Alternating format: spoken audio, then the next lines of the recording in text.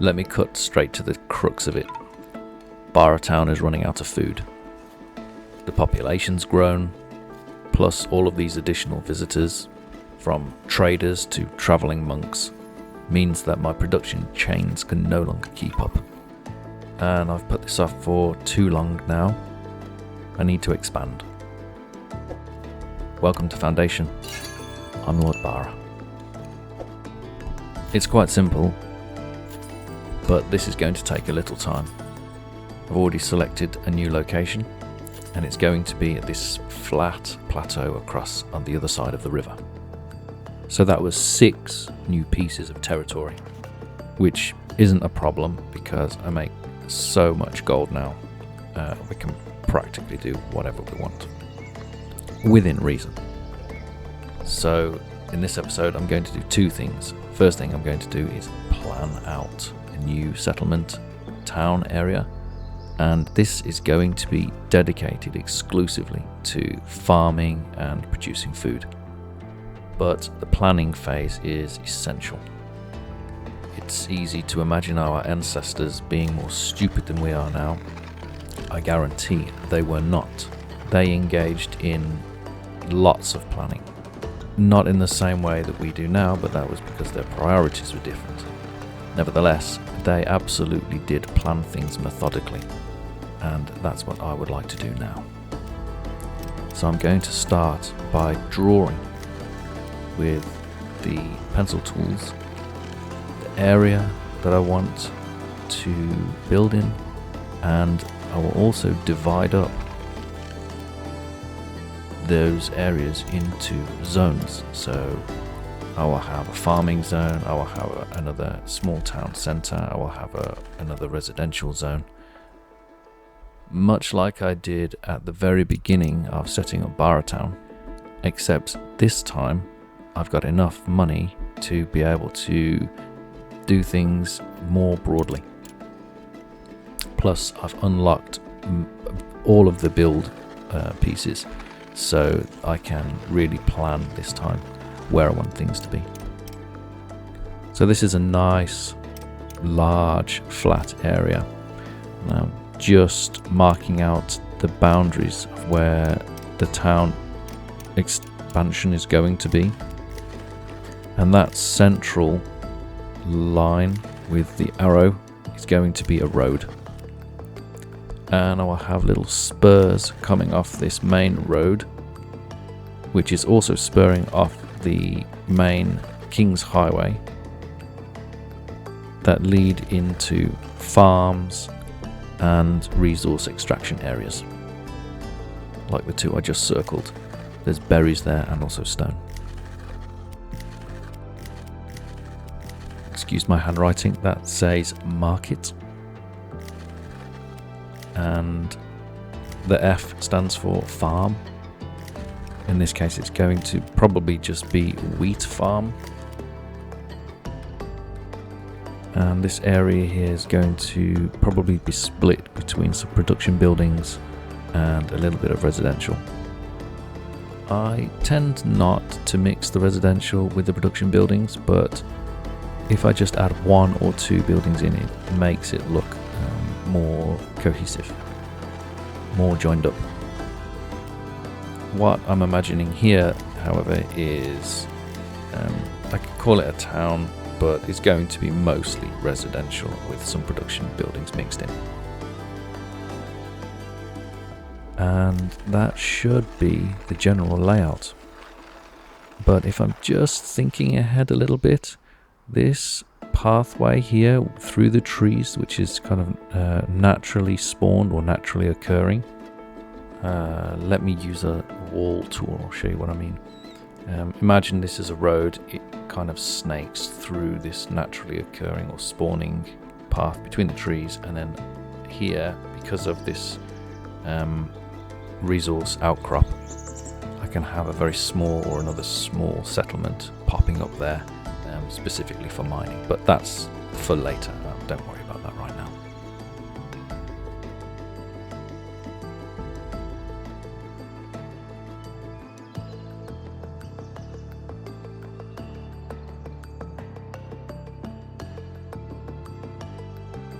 for now, let's just get back to the town expansion.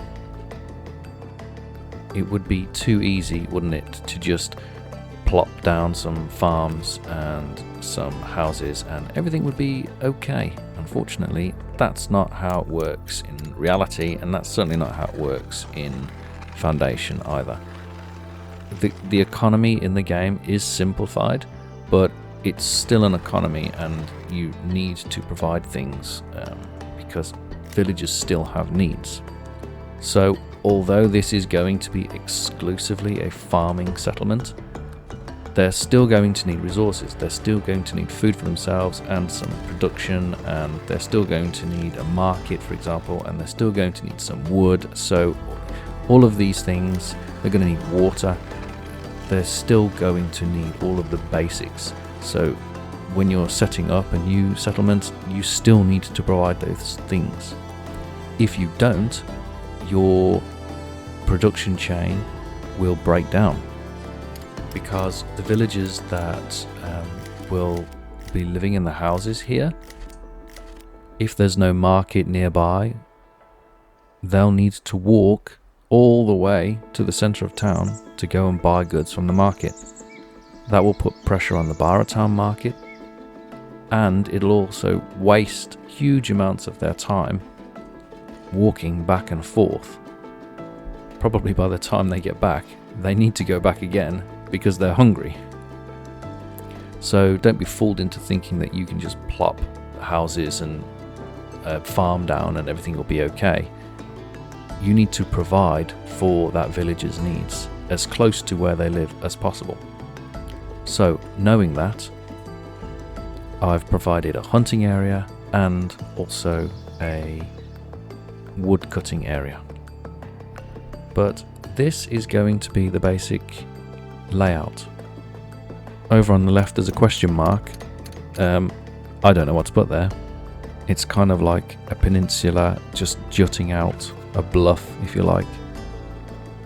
If you have any ideas, I can't think of anything creative right now. But it would be a nice little location to put something quite cute or quite prominent at a later date perhaps.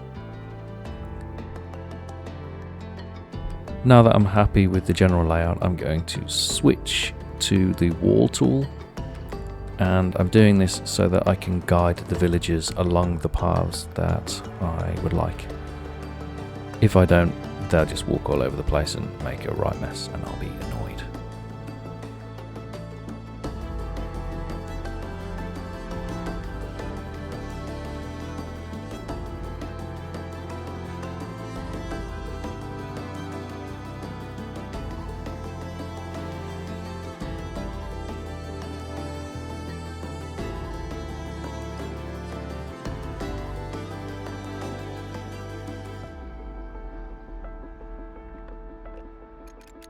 Okay, now that the pathing is complete, let's get rid of all of these marks.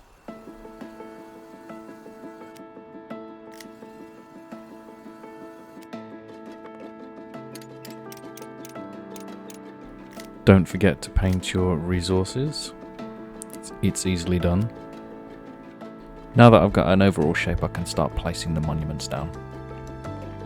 I'm still going to need all 3 monuments because the villagers are going to want the church, and they're also going to need to be taxed, and they're also going to want some military presence.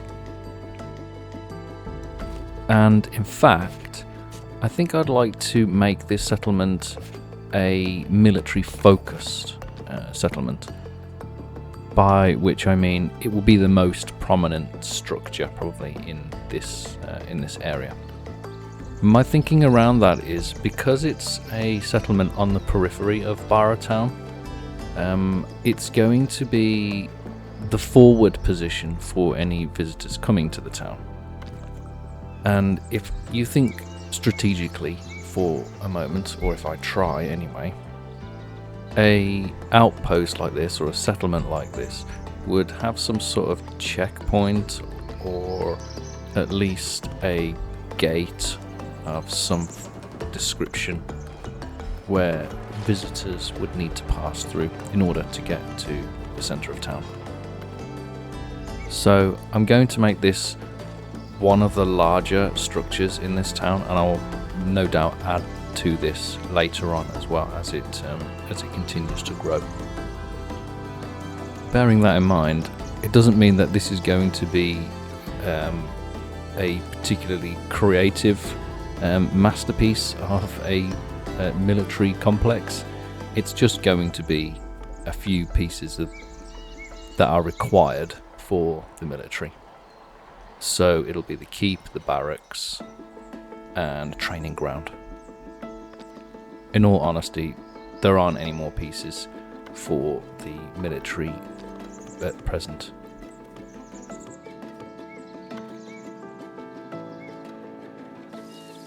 Also, I'm positioning it next to the King's Road, the main road that runs through the centre of the settlement,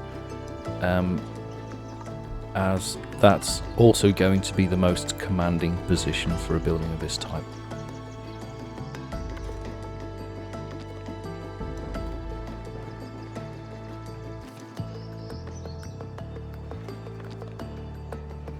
Okay, I'm more or less happy with that for now. Let's move on and start looking at where I want the bailiff office, not the bailiff office, sorry, the tax collector's office to be.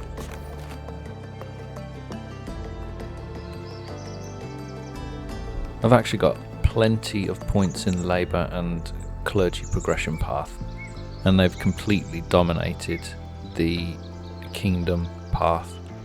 If you look up in the top right, you can see negative figures there. So I don't really want to overdo it with either the labour or the clergy buildings. Not that it matters at this point in the game, because I've actually unlocked everything.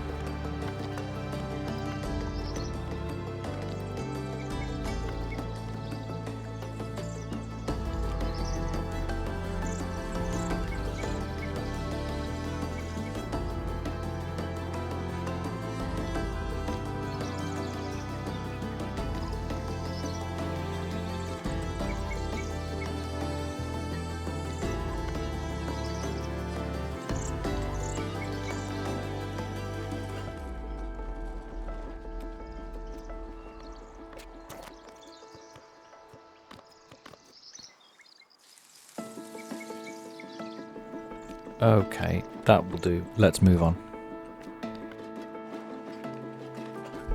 Well, the church is next, and I'm going to go with the rustic church. The farmers that will live in this area don't need anything grand when it comes to worship. Just a simple thatched building will be more than enough for their needs. In fact, this is way too big, but I'm going to go with it anyway because I can afford it. I'm coming to the realization as also that this area here, this square here, is going to be the town square, and not up here. Down here, that would be the best location for it.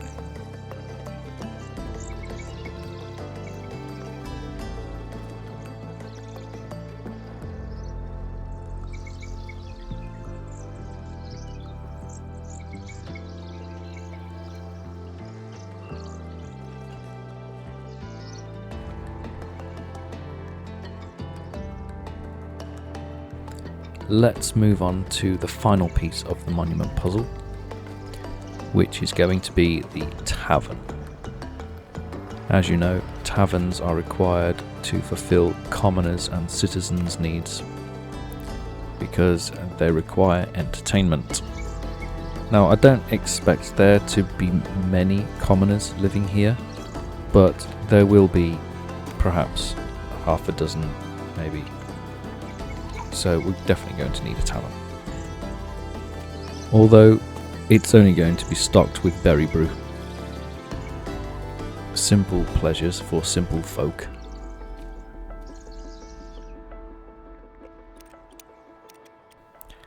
I think that's a nice shape to that little town square. So let's just drop some houses down.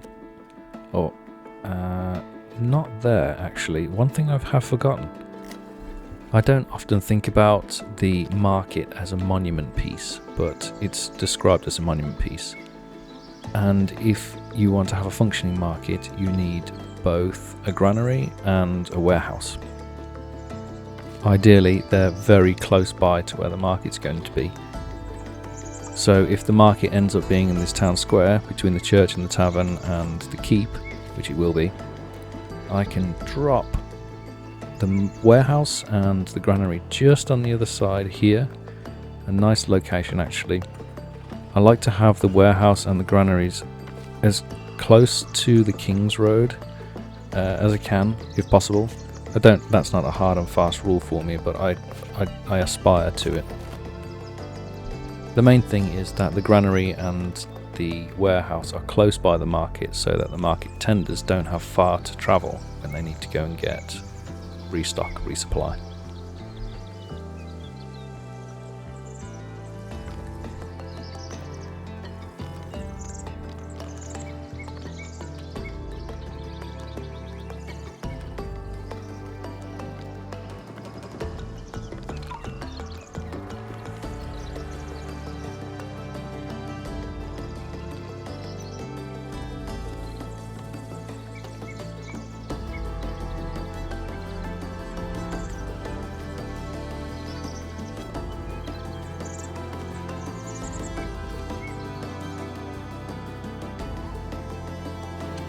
Well, there we go.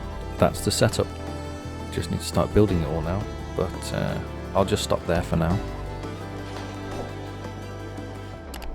And as ever, I'll just say, if you have been, thank you very much for watching and listening. This has been Foundation. I have been Lord Bara. It's been a long day for me. Please leave a like. And I'll see you next time.